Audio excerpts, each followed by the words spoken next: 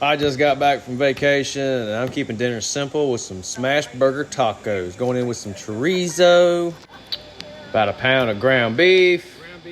Chorizo and ground beef. Now we're gonna hit it with some of that yum, get you some of that Dano's taco seasoning. This stuff is the bomb.com, baby.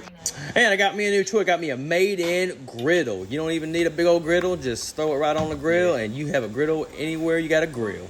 Start off with a little bit of that bacon up. It's the most versatile pan I own. The griddle is pre-seasoned and naturally non-stick and can withstand 1200 degrees heat.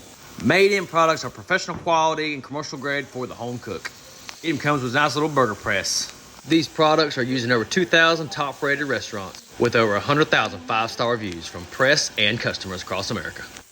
These pans and products are hands down the best I've ever used. Throw a little salsa verde on that smash burger and go in for that bite, baby. I'm telling y'all, this dog will hunt every time, son.